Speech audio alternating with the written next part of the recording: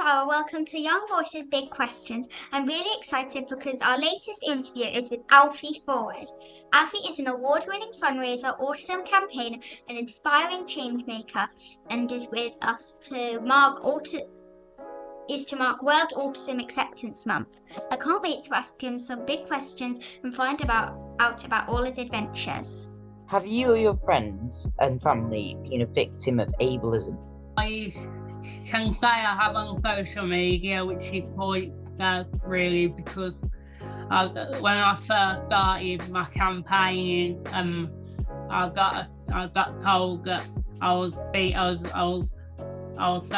a so-called victim, and when I was in the national news just over a year ago, or might have been 2 years ago, like a few words that I won't mention here because they're not very nice words, I received them as well, so I have sadly been a victim of it.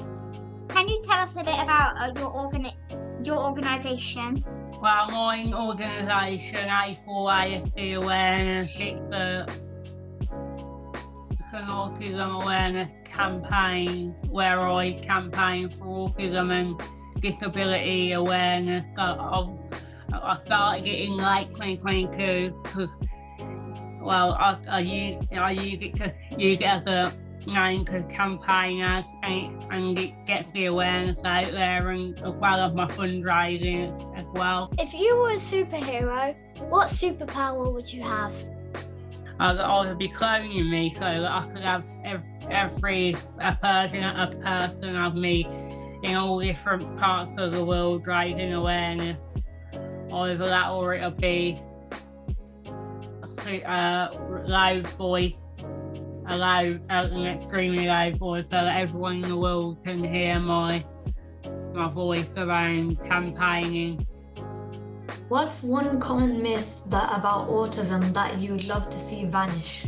One myth that I'd love to see vanish is that every autistic person is the exact same, and that, if you don't mind, I'll have another one, that we're all naughty, and because everyone thinks that we're the exact same, which in truth, because we're not, because of course there's non-verbal autistic people, and of course I'm not non-verbal.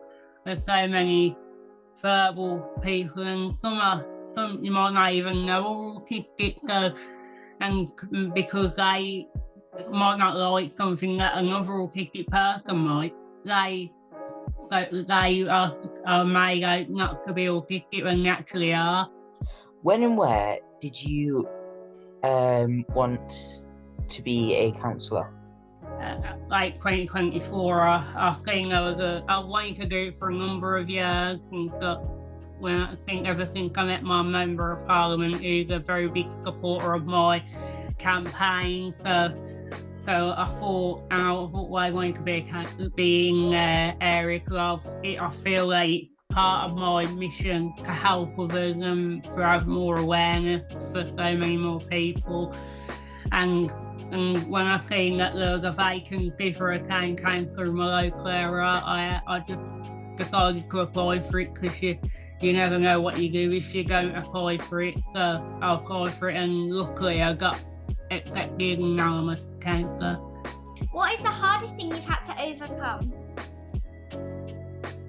Well, the hardest thing for me would have to be being told that you can't do things because you're autistic, because people say that you can't do things because they think you're like, for example, you're like a so-and-so person who is also autistic, but where I can't do, but you then go and do it, and sometimes you can, so that's got to be one of the hardest things I've overcome, because when I started my campaign, actually, a lot of people were saying to me, oh, you won't be able to do this, you won't find it easy, but I just went doing it, and it's the best thing that I ever did. What do you think of the recent appointment of the England Lioness footballer Lucy Bronze as an ambassador of the National Autistic Society? I think it's a great a great thing because, of course, she's recently announced that she's been diagnosed as autistic as well as ADHD, so she's very big in the world. So, you know, that's quite big for us. With her voice out there, you only think that the awareness can only get bigger for people like me and many others. So that should help us, and I really think it can only be a good thing with her voice. Were you excluded by your friends at school because of your autism, and what tips do you have for someone like me with neurodiversity who might have these problems? Well, when I was at school, a lot of the time, I never had any friends.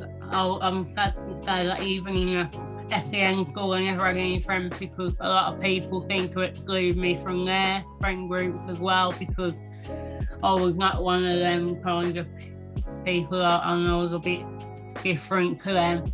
But I would say that a lot of things that helped me, just try and speak to people who help you, and don't feel shy in speaking to some people about how you feel, as it can help you.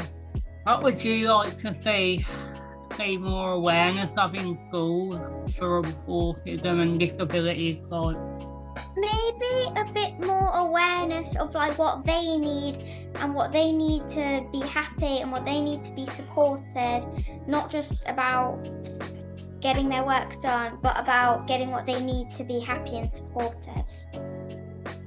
that's a good one. I think that for me, it will probably be a few more breaks, because we get a break and then we get a small break and then a bigger break, and it leaves no time to talk, and it leaves practically no time to talk to our friends or to socialise. And I think maybe like brain breaks and things would be helpful for some children, and I think it would be helpful for me too. One of my teachers does let me go outside in the middle of lessons and in the middle of tests to calm me down, because normally I cry during tests and get really upset and stressed out about it. So maybe some different ways of doing tests, and I think that's something that you've talked about before, isn't it, Alfie, with GCSEs and stuff like that. My son is just about to do his GCSEs, and I think it's a difficult period for many people, but can be escalated for people living with autism. There's need to be more breaks, because when I was at school, you only got like 2 breaks per day, I think, and that was, well, you got off 1 or 2 breaks for every once in a while in the day, but as well as that, but you never help. So I do think there needs to be more breaks, so that would really help disabled people like me and autistic people as well.